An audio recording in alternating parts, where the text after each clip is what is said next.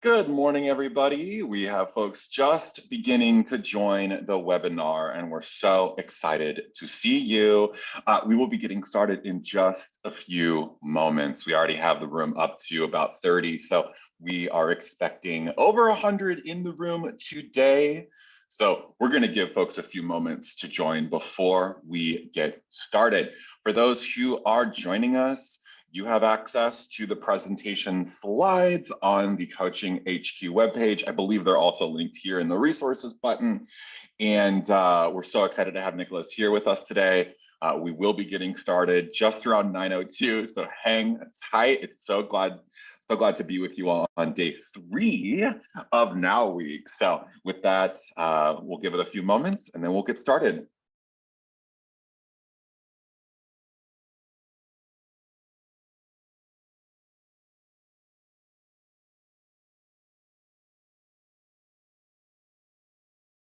Welcome, welcome, folks from across the UC system. It's lovely to be with you all this morning. We have Nicolas Gattig with us today, who will be our presenter. We'll get started in just a few moments. We see our attendees ticker continue to increase, giving folks just a few moments to join us.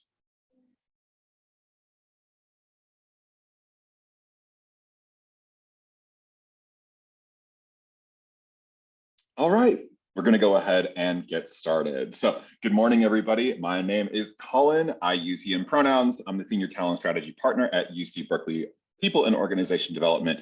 And lucky for you, I'm your moderator again today for today's webinar. This year, I have the honor of serving as the Coaching HQ lead at the 2023 Now Conference. And we are just about to get started with day 3 of Now Week. So glad to see so many returning faces back for today. For those attending all of the pre and post conference Coaching HQ activities through the week, we hope that you had a great time hanging out with your one-on-one coaches, your group coaches, and all of those who you were hanging out with in your group coaching experiences over the last 2 days. And we're so excited for 2 more days of one-on-one and group coaching.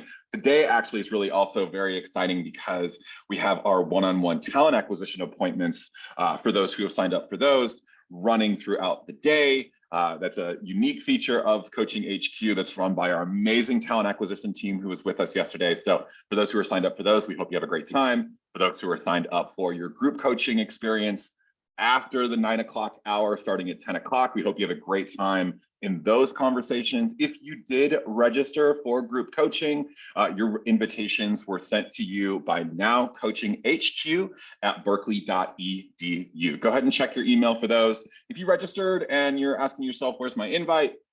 Double check Now Coaching HQ at berkeley.edu for your invitation. If not, I'm going to be taking a look at that inbox today. So you can send me an email just in case we've missed anything.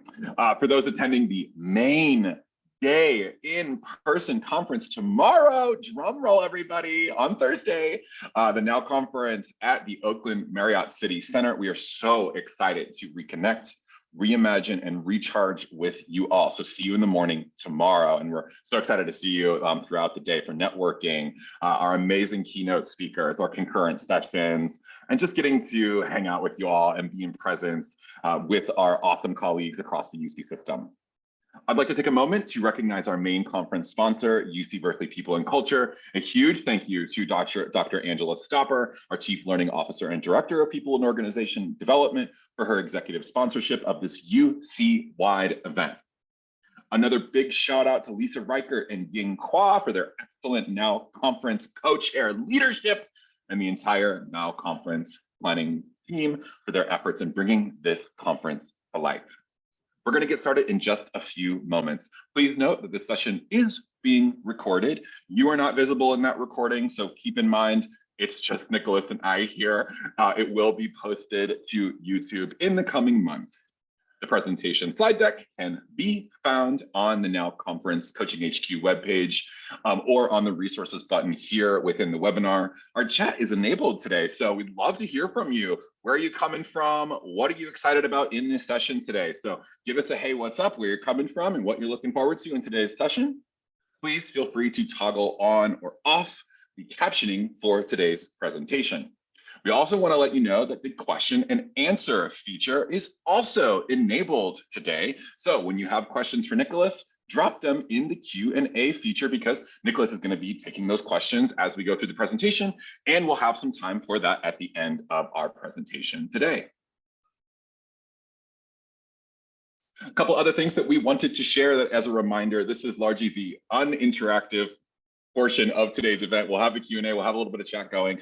For those who registered for group coaching on this topic, they will leave this webinar virtual platform around 9:55 and mosey on over to their group coaching sessions. Those invitations, again, are specific to you and they were sent by nowcoachinghq@berkeley.edu. All right, so I have the pleasure of welcoming everyone to our Now Coaching HQ webinar on Wednesday, June 7th. Today, Visibility Without Bluster, More Communication Impact for Introverts, presented by Nicolas Gattig, who's a BetterUp coach. We work with BetterUp as one of our vendors for our coaching programs at UC Berkeley, so we're so excited to have you. One of the many reasons that we're excited to have you. And I want to share a little bit more about Nicolas before we get started.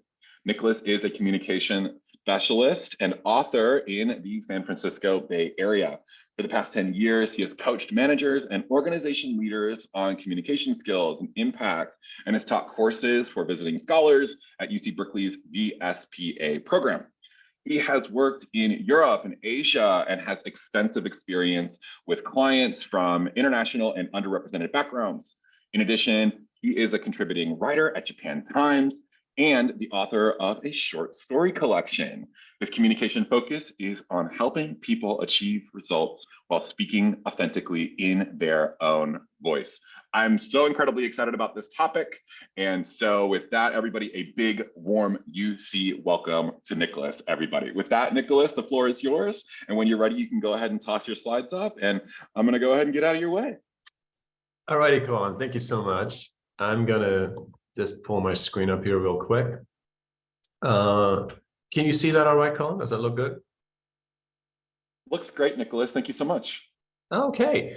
I think Colin did a much better job of my own self-introduction than I possibly could. So I am not going to spend much more time on that. You might wonder why I've chosen the topic of introverts and communication impact for introverts. I personally don't necessarily identify like fully on the spectrum of the introvert side. This materials really come together from so many sessions that I had with introverts. And I realized that this is actually a huge underrepresented group. I wouldn't even say necessarily a minority, but it's a group that doesn't get much advice or help. And as you probably all know, our communication preferences mostly lean towards extroverts. And so I thought that this was a good opportunity to bring some insights that come from over 2,000 sessions that I had with a lot of people who identify as introverts and give you some pointers in that regard. The whole idea of, I don't know, introverts have been around for the longest time, but the idea of, wow, we have introverts in the room when we do business and when we do presentations, and what about them? That idea is actually relatively recent. And I think the person who put this whole idea on the map was Susan Cain, a Wall Street Journal journalist. She put out the book Quiet in 2013. And that really was the thought of, hey, we have a lot of people who are not being heard. It was sort of an awareness raising book. And she has since become sort of the spokesperson for almost like a movement. She is all over YouTube with a lot of great content. And she actually called this a quiet revolution, where she felt like and she compared it to like almost like a civil rights movement, where she said, this is harming people. Our communication preferences are leaving a lot of thoughts unsaid and leaving a lot of people unheard. So we want more equality. LinkedIn kind of picked up the thought in 2020 with a course that was called The Power of Introverts. Similar to the book Quiet, it was more of an awareness-raising content and not so much content that would actually give you actionable tips on how to increase your communication impact. And now recently, actually just last year, an article that I personally really liked in the Harvard Business Review called "Stop Telling Introverts to Act Like Extroverts." That may be something that some of you can relate to. Because I do believe that a lot of the advice is written by, comes from extroverts, especially certainly communication coaches are often extroverts who kind of try to nudge introverts into acting like extroverts. And I personally don't think that is being authentic, and I don't think that is necessarily helpful. So my content today is not really along those lines. I kind of try to meet introverts as introverts. So today, I will cover two main parts, which is how introverts can get more visibility through presentations and how they can get more visibility through impactful meetings. Let's start with the challenges, what actually gets in the way of visibility. And these challenges, again, are curated from many, many sessions with introverts who told me that this is what gets in the way. The discomfort with all eyes on me. So that, of course, is almost like poisonous for an introvert. This idea of, oh my God, people are watching me, and what does this mean? Thoughts are racing. And this discomfort, this lack of ease can often be perceived as lacking confidence. Second, possibly the number one challenge for introverts is conciseness.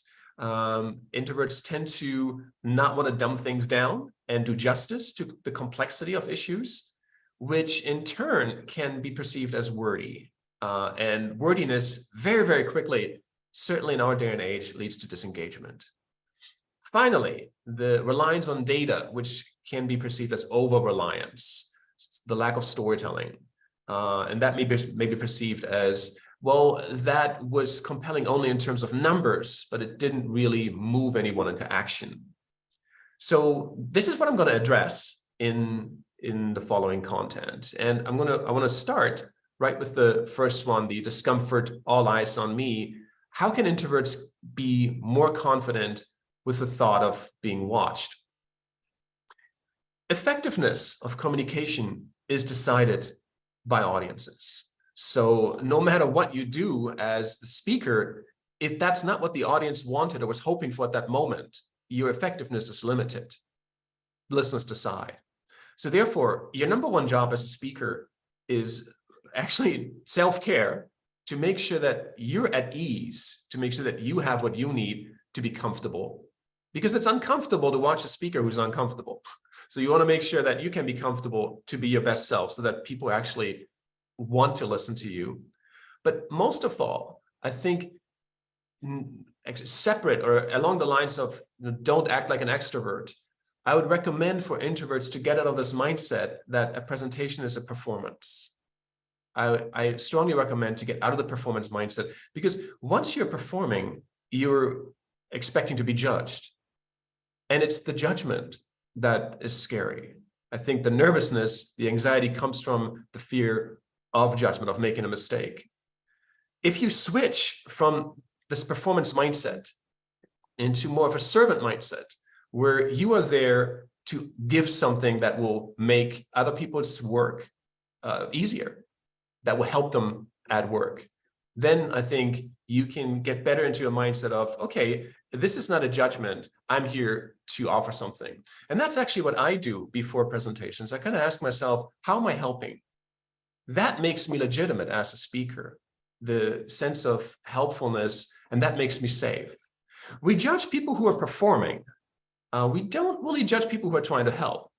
Remember, it's a work talk. Most people show up hoping that it will not be too boring, but also that there'll be something that will make their realm, work in their realm, easier. A great way to start any presentation is to say, I'm going to talk about X, Y, Z so that you can. And ideally, the next word is not so that you can understand. Ideally, you want to take it into, what are they doing with this knowledge? What is your audience going to do with this, or how are they going to apply this knowledge? If you talk to leaders, a great way to start is, I'm assuming your goal is to, I'm assuming your priorities are, I'm assuming what you want is A, what you don't want is B. So here is something to that purpose in your realm. This is one way to use meetings with your manager but also skip level meetings. This is a great opportunity to get data on actually what is the priorities. How can you be relevant? The people above you have more exposure to actual leadership.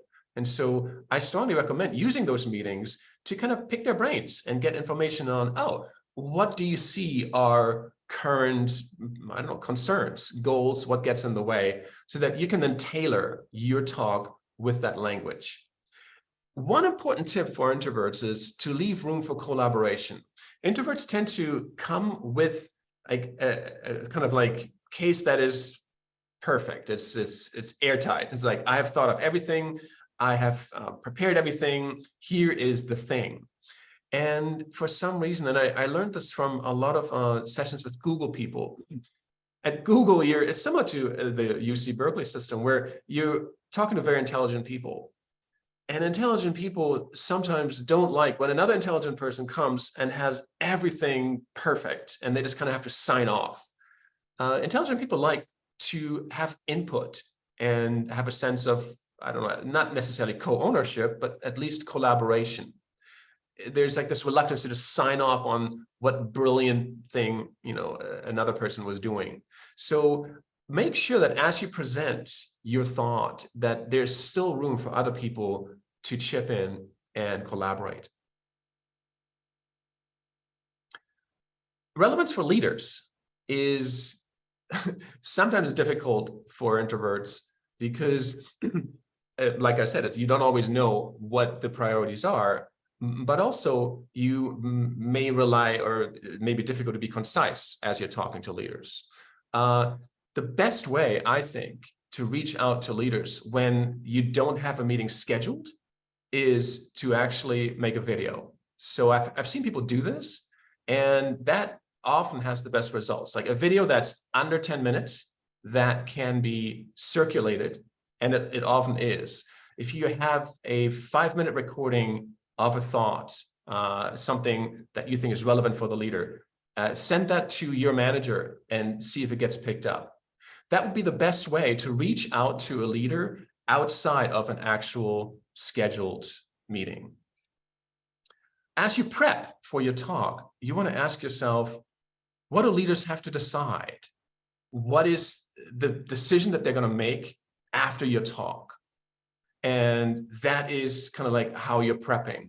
And that's how you start the talk. You'll be like, your decision is probably X, Y, Z, so I'm going to speak to that decision. That's very much how leaders listen. Leaders sometimes don't listen for curiosity so much, like what's happening in the organization. They are often focused on listening so that they can make their decisions. As you talk to a leader, you want to start with a recommendation, or start with whatever your ask is, or start with the impact, so that the leader has a frame on how to listen to you, so that they know, okay, this is what I'm going to have to decide after this talk. This is what I'm going to ask me for. So this is how I want to evaluate this information that's coming at me. Introverts sometimes front load with context and justifications or research. And if a leader is not sure what the eventual ask is, he or she may not know how to evaluate that information.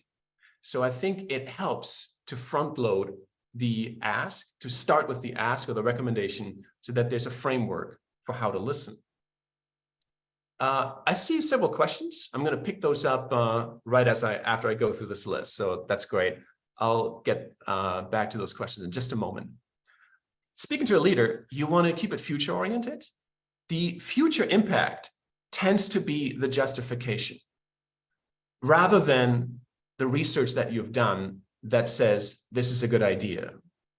So leaders tend to be future oriented, and they tend to look at, okay, how does this idea help me move this ship in the next 6 months or year? How is this problem going to be a problem for my plans to move this ship in the next 6 months or a year? So you want to focus on, here's what happens or doesn't happen, the cost of inaction, as you pitch your idea. The impact tends to be the justification. You want to be very clear about what is the unique knowledge from your position in the organization. What is the thing that only you can see based on your role? and you want to consult from that role. So you would say, as a director in student services, what I'm seeing a lot is ABC, so that the leader knows, oh, this is the vantage point. This is the unique insight from this particular person. You want to consult rather than educate, and you want to be very clear about this pitch, this ask that you're making. Is it a nice to have or a must have? Leaders get nice to have pitches all the time. You can always improve something. You can always do better, but leaders will evaluate and say, does this benefit the organization as a whole? Or what is the impact of the full extent on the organization of this particular initiative? So you want to ask yourself, is this a local concern? And if so, how can you elevate it to an org-wide concern and an org-wide impact? As you speak to a leader, you want to give the leader the language that they can use to advocate your idea to others. Remember, it doesn't stop there. As you advocate to a leader, it's not like this person will then immediately sign off. The leader may have to talk to other leaders. He may talk to the board. He may talk to other stakeholders. If your pitch is very personal, and this happens a lot in, for example, diversity and inclusion issues, where one person is very, very passionate about something, but maybe uses language that the leader cannot replicate because this person may not have the exact same passion for the same topic. So you want to imagine the leader using your pitch to other people. Is it still relevant? Have you given them the language that they just can kind of like take verbatim and then move to their people and convince them? And a lot of conversation with leaders will pivot. They will interrupt you, sometimes, almost like derail the conversation and take it somewhere else. That is normal. That is sort of what leaders do. It does not reflect on the quality of your pitch or even your presentation. So you always want to expect that you don't get to actually finish your 20-slide deck. You want to expect that after a few slides, the leader will ask questions, and then that will kind of dictate the way the conversation is going. Leaders tend to like conversations, and they tend to prefer them to presentations, because in a conversation, they can make the information relevant for them. They can ask you questions and get exactly what they need because they're protecting their own bandwidth. They get so much information coming at them that they're very careful about, okay, this is helping me, and this other stuff, I'm just going to check out for 5 minutes because that is not helping me. That's the benefit of a conversation where you're kind of giving information on demand. Of course, in a conversation, you're also losing control to some extent. The leader may ask you questions that you're not prepared for. That is normal. That is something that you should not worry about. Leaders are not checking how many questions did this person answer impromptu. So it's much more important to pivot with the leader and have the conversation that they want to have, which is actually the definition of effective communication. You have the conversation that the other person wants to have. I'm going to take a quick look at, Colin, somebody is saying that the slides available don't match what is being presented. So I don't know if that's what you're seeing as well. Great, we'll take a look at that, and I'll also drop a link in the chat. And Nicolas, just so you know, my Q&A disappeared. It's the first time it's ever happened to me. If you can see the Q&A, that's great. I'll check on the slides, and let's keep it rolling. You're doing fabulous. All right, great. Somebody's asking, can we elaborate on skip level meetings? Can we better define these? Well, a skip level meeting is basically your boss's boss, or your boss's boss's boss's boss. And you can request these. So as you're meeting with your manager, you can actually ask your manager, what are opportunities for me to talk to your boss or to meet someone who is a level higher? And most managers will see if there's an opportunity available for that. Somebody's saying, more and more people don't practice active listening. Many colleagues at work talk, and that's meetings. We'll get to meetings in just a moment. Then a question, is there a difference in how you would present to a leader who's an introvert versus an extrovert? Fantastic question. People say, know your audience. If you have any data on whether a leader is an introvert or an extrovert, that's fantastic. That's really, really helpful. I'm not sure you would be able to find this out during the presentation. I think both introvert and extrovert leaders will ask you questions. Introverts tend to double down on data more than extroverts. So I think extroverts may prefer the storytelling more than an introvert leader. That would be really, really helpful data to have on a leader. Like, where do they come down on the spectrum? Absolutely.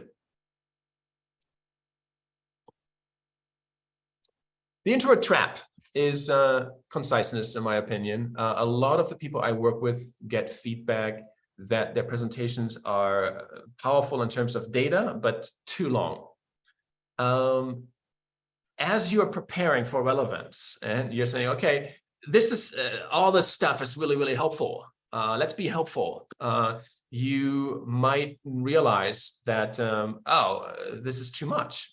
So the question now is, how can you edit your data? How can you make a talk shorter? A lot of people think that they need to kind of like throw everything out in order to show that they know their stuff, that they have done their homework, or that they're experts. And my response to that would be, curation is expertise. The ability to do less shows that you're an expert. When I first started teaching courses at UC Berkeley for visiting scholars, I was in the similar situation. I felt like I had to prove myself, and I had to just throw out all this knowledge to show how much I knew. At some point, I realized that audiences do not come to presentations to check how much the presenter knows. That desire is only a desire for the speaker. It is a need for the speaker, but it's, in a way, it's a selfish need. It is not something that benefits the audience.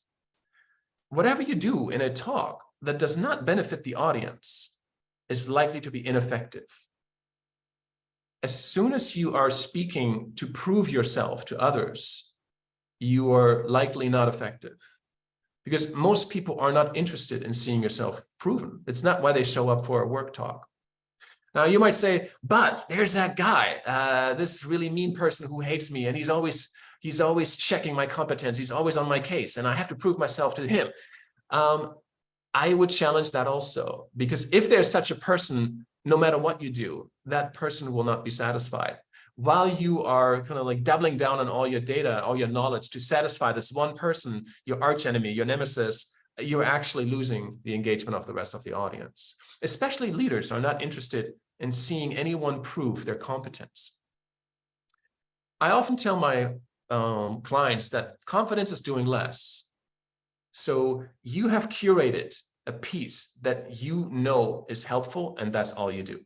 Think of it as a sushi chef who gives you 2 pieces of sushi and says, this is the best, trust me. I don't think sushi chefs get challenged on, how much do you know? What else do you know? Can you also make a really good soba? It's not the point.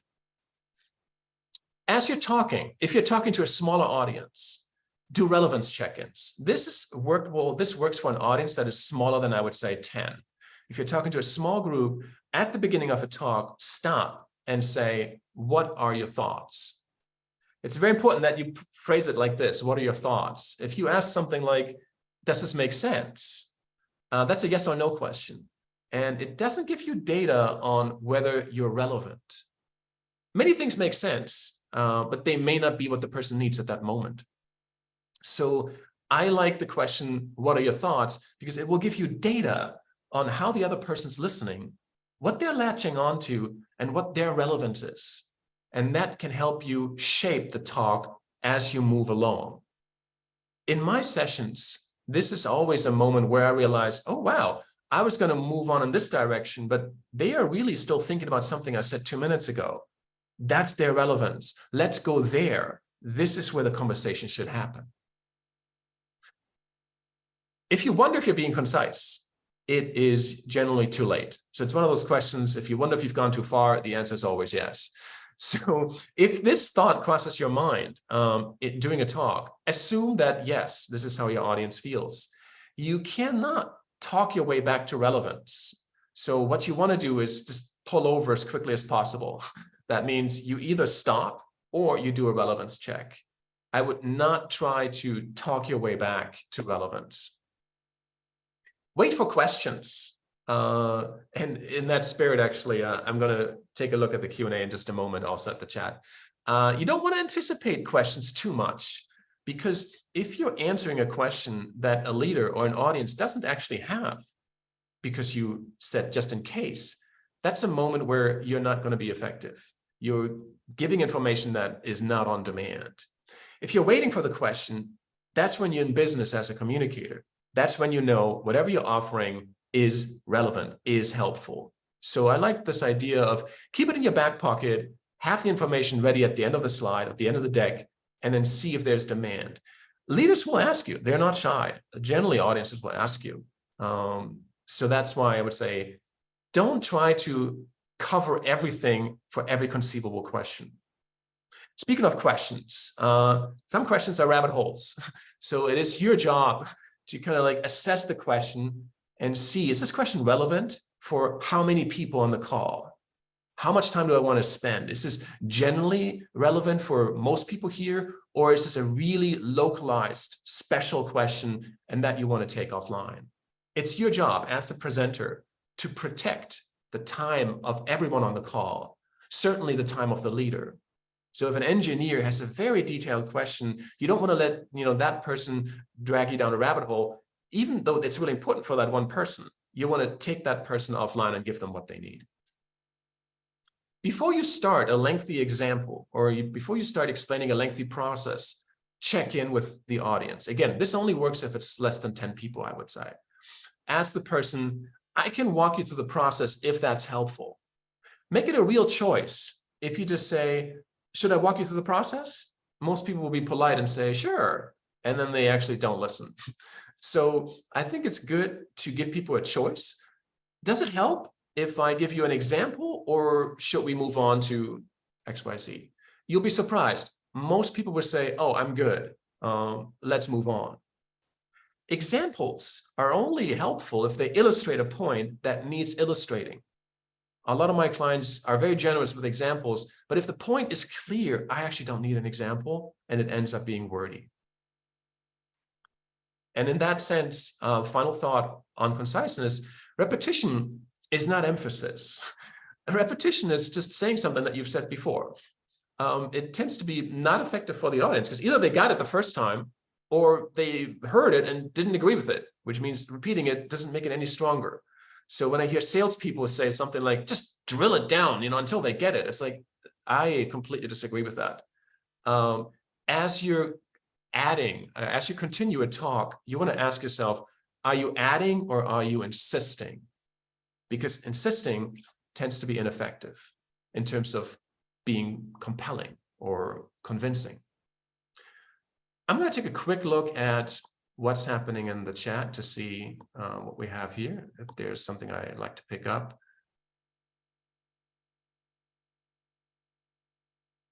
Oh, no, seemed like just comments, not so much questions. In that case, I'm gonna, how might your session be relevant to some neurodivergent presenters?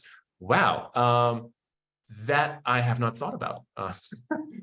Fantastic question. Certainly in terms of diversity, would have to think about that. Honestly, don't have a ready answer for that. I'm sorry. Slide design.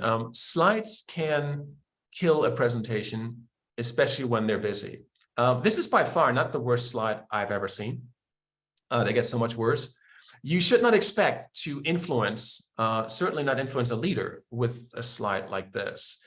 People have tolerance for many slides, but they don't like busy slides. So it's okay to have 20 slides that are not busy. What you don't want is 3 slides that are very, very, very busy. This, what you see here, I think should have been 3 slides. You don't want to have sentences on your slides. If you have a sentence on your slide, it makes you read the slide. And as soon as you read that sentence, people can tell. People know immediately if you're reading. This happens a lot now on Zoom, where people are like, oh, great, I have my little script here. People can tell that you're reading, and there's something inherently disengaging about watching somebody read. Comments I've heard is people say, why didn't you send a PDF? the medium of a live talk is that people are listening to you because they don't quite know what you're going to say next. You don't quite know what you're going to say next.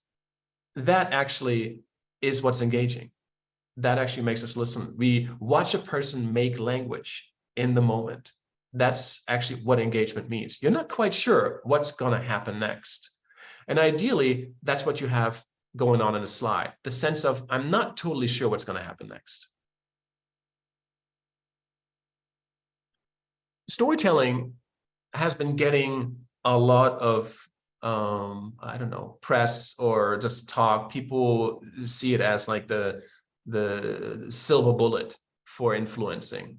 Now, you have to realize that storytelling does not lend itself to a certain type of presentation. If you have an update on a project, how things are going, chances are, if it's just a quick and dirty, here's what's happening, we're on track, everything's good, you probably don't need storytelling for that. Storytelling lends itself for any talk where you're making a pitch, a recommendation, you're trying to influence, or you're trying to make people aware of a problem. So any sort of influencing and wanting it to be actionable, that's where storytelling, I think, is helpful. What is the story? Well, storytelling basically means that you're connecting your ask, your main point, with a value. And this value goes back usually to the mission of the organization and makes people feel good about actually being part of the organization and being part of this mission. You guys are lucky because you are at UC Berkeley, which has a fantastic mission. And so as you're making a call, a plea, or an ask for more headcount in your department, try to bring it back to the student, the education, and the mission of UC Berkeley to help people live better, richer lives with more opportunities. That is usually the idea behind the storytelling. That's the idea behind elevation. You are not just saying, this is how we can save money. You're trying to tell a story in terms of what is the ultimate goodness and how does it live up to the value of the organization. Other values could be innovation or improving customer service. Those can be other values. You want to start with a need. You want to start with darkness, an unfulfilled promise, and then move from there into the possibility. As you start with the darkness, describe the stakes. So what happens if you don't get this? What is the cost of an action? What is the possible wasted opportunity here? And how may UC Berkeley not live up to its mission if your advice is not followed? Then elevate to the highest benefit. Make sure that this challenge becomes dramatic. The way to make it dramatic is often to insert a person. So as you start the talk and you show me the darkness, show me a person who is negatively affected by the fact that currently this is not there or it could be better. Give that person a name and show me how this person is not, or how UC Berkeley could be doing better in its duty to this particular person based on your recommendation. Give that person a struggle, a personal struggle.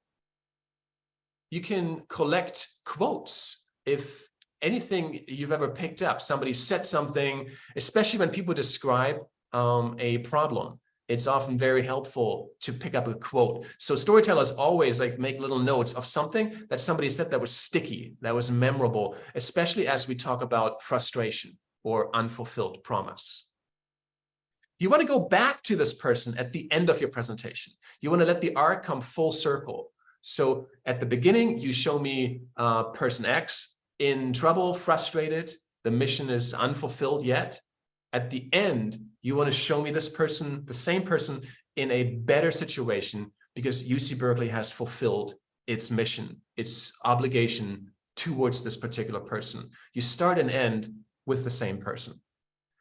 As you're moving through your slides, a very nice effect for storytelling is to ask questions that are answered by the next slide. That could be rhetorical questions. So how can we? Well, let's take a look. Click, you get the next slide. The transitions create a sense of, oh, this person knows their own deck. But also, when people say, oh, we're in the hands of a good storyteller, the transitions are often that moment when you feel like, oh, we are kind of like taken by the hand. This person knows where he or she is going. Storytelling is concise inherently, good storytelling. That means if you want to use details, use relevant details that support your idea. So if you start with a student who is underserved, if you tell me a lot about their family history, that may only be relevant if that's connected with the pitch that you're making. Otherwise, there are details that have no impact. So not all details are equally helpful for the power of storytelling. You only want to select details that help your pitch, that show me the darkness or show me the elevation to the better service for that person. I'm going to take a quick look at the Q&A. Somebody's asking about notes for presentations. I personally have very little notes, but I do think notes are helpful. Takeaways. I think notes are helpful in terms of having that safety net. You want to make sure that your notes are the bare minimum, that you don't have sentences in your notes, that your notes are just like making sure that you don't forget things.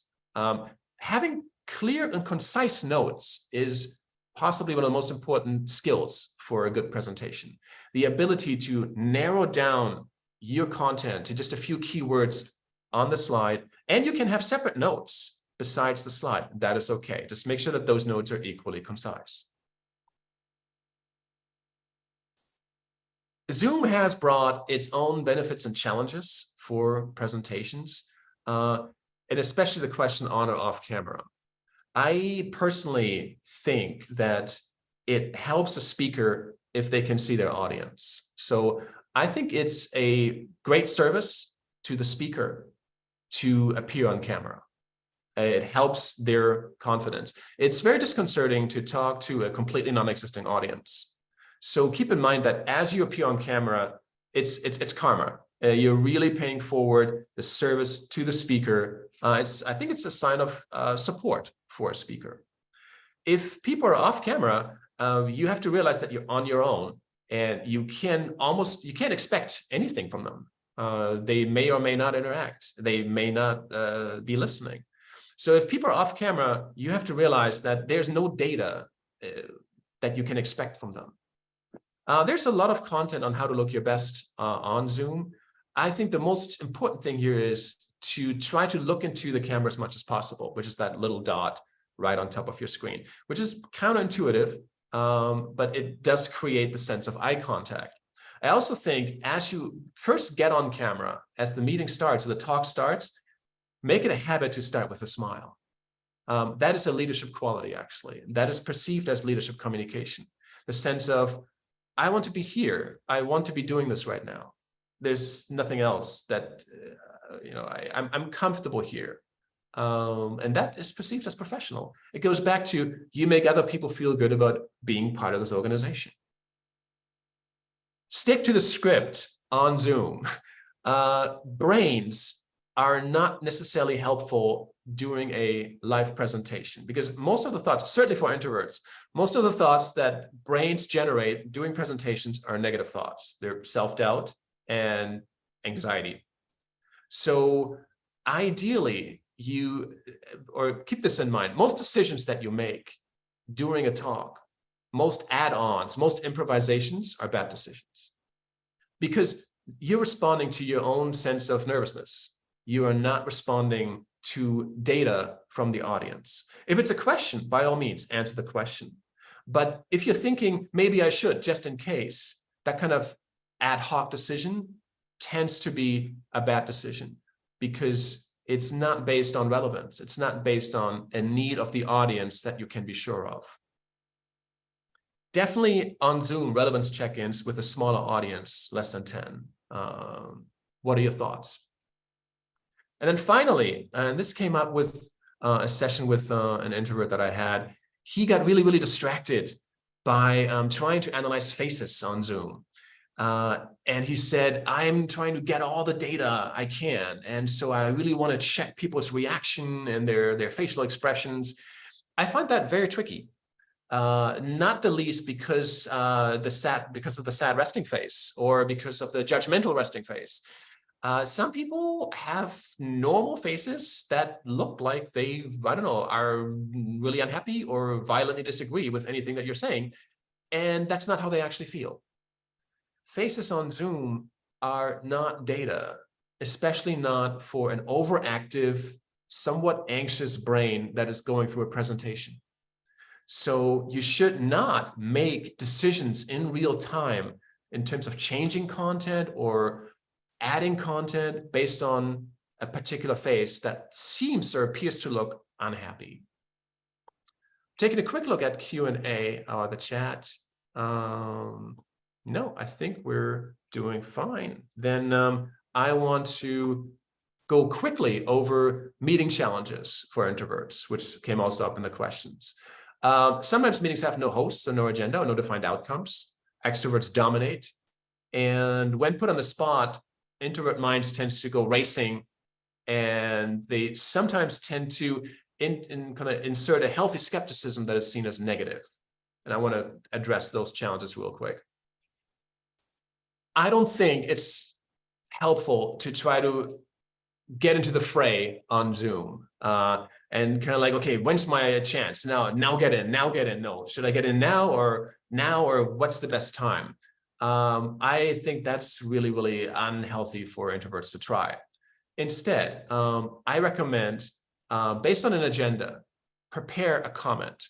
So see if you can get the agenda beforehand. Be very clear about what you can contribute to that particular topic. If you can, reserve a slot in advance with the host. Message the host and tell the host, hey, I saw topic X on the agenda, would love to add something. Can we talk about, can you call on me when this topic comes up? So have the host call on you, reserve that slot rather than kind of like elbowing and seeing when and where you can get in. You can also announce in chat that you would like to say something, which then gives the host a chance to call on you. Remember that meetings are important because a lot of written messages can be ignored. They're easy to ignore once they're written. So if you really, really want to make sure that other people hear something that you have to say, meetings are the time to do that. Since introverts don't like the impromptu situation, try to prepare it as much as possible. How to respond on the spot. You ask a question, you're not prepared, and you have 5,000 thoughts racing through your mind. Ask a follow-up question. Try to make the question smaller, more manageable. Cut it in half. Are you more concerned about A or more concerned about B? Make the question smaller. See if there's a small question that you can answer, a simple question that you can answer before expanding. Is there a yes or no question in the question? Is there a when, where, how question in the question? So see if you can actually answer the question, the simple question, before you zoom out and get big. As you zoom out, start with a structure. So there are two reasons for this. Or if you want A, then this is important. But if you want B, another thing is important. Give yourself a structure before your mind has a chance to open more doors and expand. If you have no idea what to say, if everything's too fast and your thoughts are rushing, make an observation from your expertise. As a director in student services, what I'm seeing is that is always valuable. That is the absolutely safest way to contribute meaningfully to a meeting. And finally, what introverts are really good at, what most people don't do, is ask questions that help others think. That would be coaching questions. How could we? So hypothetical questions. What would it take? What does success look like? How do we know that something's not on track? Questions that help people explore blind spots. Finally, you want to pivot from that won't work, that negative mindset that's often based on sound science. You want to pivot away from that to a list of requirements. When Elon Musk says, I want to go to the moon, people tend to not tell him you can't because they'll get fired. I think people who know how to talk to Elon Musk, they will say, okay, you want to go to the moon. Well, here's what you would need. Because every no is really a set of requirements. It's really a list of, well, if you want to do that, we currently are not able to do that, but if you want to do that, here's what it would take. And immediately that is perceived as a more positive outlook than this negativity that can come from scientific experience. I want to pause right here because we're at 9:50 and see if Colin wants to share some questions, because I do know that there are some questions. I think now might be a good time to pivot into the Q&A sections. What are your thoughts, Colin?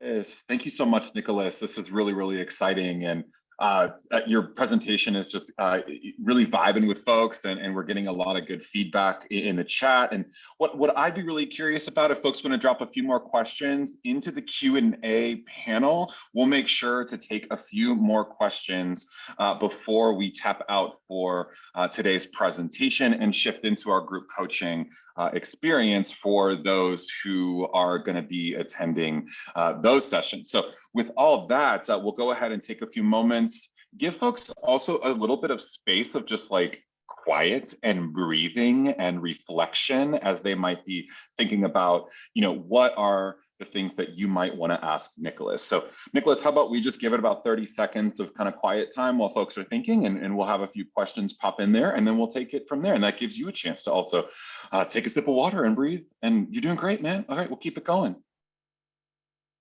I think some quiet time would be very much in the spirit of introverts, yes.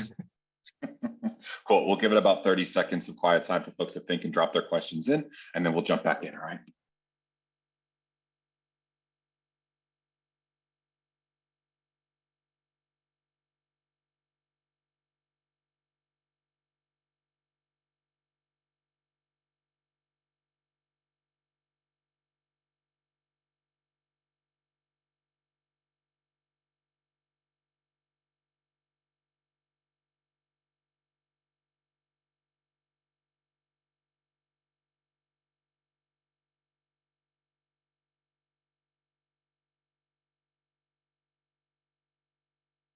Okay, awesome. So we've got a question in the chat. Nicolas, what do you think about icebreakers? Like, I'm in the business of facilitating icebreakers all day till Sunday, but I'm feeling a lot of feels today because I'm right in the middle. I've been an extrovert in my roles in my whole life and in my career, and then I need to be comatose later on to recharge and get back and get into the game.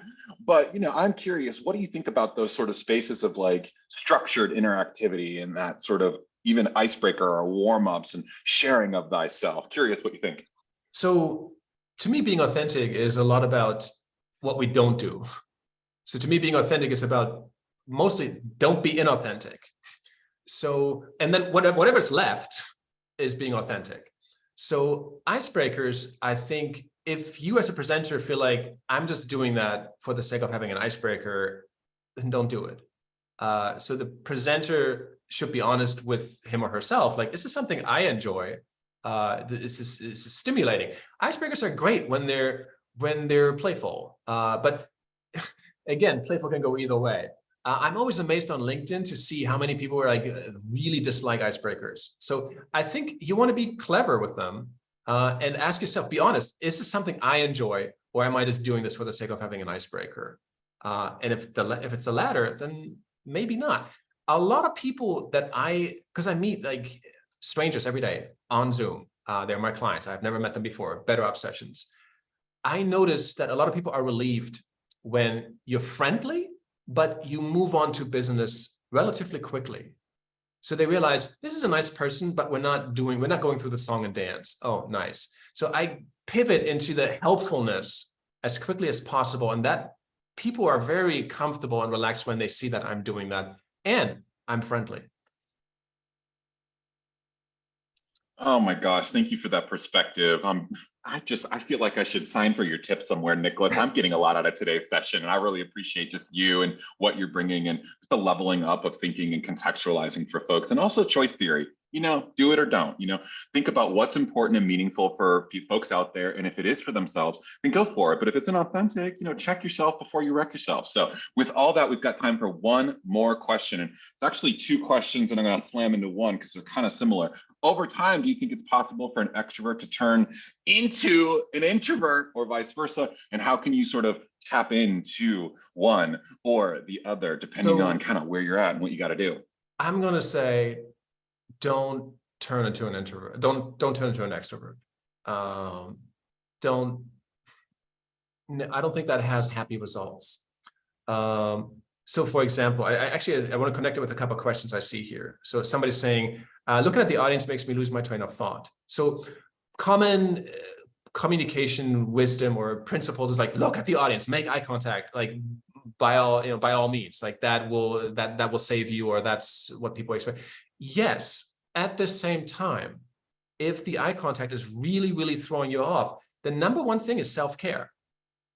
That's your number one job, to take care of yourself and make sure that you have what you need to be authentic. The audience will notice that. If you are bending over backwards to make eye contact and it's making you really, really uncomfortable and making you lose your train of thought, then don't do that. So number one rule, maybe closing thought, don't do difficult things when people are watching. Don't do things that are not natural for you when people are watching. It will not go well. When people are watching, you keep it safe. You make sure that you have what you need, and audiences will know that. They can tell, okay, this person's doing okay, therefore we can watch this person because this person's comfortable. They're doing a strange thing. They're not looking at anybody, but they seem to be comfortable, so we can roll with that. And along the same lines, if you get flustered, if you lose your train of thought, and this happened to me, presentation at UC Berkeley, 200 scholars. I look at a slide, I have no idea what the slide is trying to say. I'm like, who put that there? I don't know what that is. Self-care. Don't do things that are difficult. Don't try to make it work. Let go and signal to the audience that you're okay. So if anything goes wrong in a presentation, your reaction decides the meaning of that to the audience. You interpret to the audience if this is a big deal or not. They're watching you. If the slideshow collapses and you're okay, that's the signal to the audience. He or she is okay. That means we're okay. It's kind of like, the child that stumbles and trips and they're hurt, but they look at mommy. They're like, what's mommy's reaction? Oh, mommy's freaking out. Okay, cry. Or no, mommy's doing okay. I guess I'm bleeding, but I guess we're okay. Then let's just kind of like scramble back up and keep moving. That's the same that happens in a presentation. You are interpreting the moment. If you get flustered, you don't know what to do, then stop trying to do that thing. Move to the next slide. Move to the next thing that is easy to do, and restore the self-care, restore the comfort level, because that ultimately decides the quality of the presentation, I think. Thank you so much, Nicolas. And I think we can underscore, they're okay, we're okay. All right, so we're just at time, and we want to give a big, big UC congratulations to you and appreciation to you, Nicolas, in the chat. So folks, toss some love in there. Thank you for your incredible presentation, Nicolas. Everybody, please make sure to grab the session evaluation. You'll be sent an invitation to complete your Now Conference survey. So stay on the lookout for that. For those who have signed up for the group coaching sessions, you will find those invitations directly in your inbox, your UC email address. These are different Zoom links with group coaches. So go ahead and mosey on over there, enjoy your group coaching sessions, and we will see many, many of you together again. Oh my gosh, tomorrow at the in-person main day of the Now Conference at the Oakland Marriott City Center. We'll see you in the morning, everybody, and then we'll be back here on Friday to close out our week with our 9 a.m. presentation from Annalyn Cruz on self-advocacy and salary negotiation. So with that, everybody, Nicolas, thank you so much. Have so much fun in your group coaching sessions, everybody, your one-on-one career coaching sessions, and your one-on-one talent acquisition appointments today. It's a full day, and we're going to have so much fun. Take care. Thanks so much for joining us. Great job, Nicolas. Thanks. Yeah, that went well, I guess.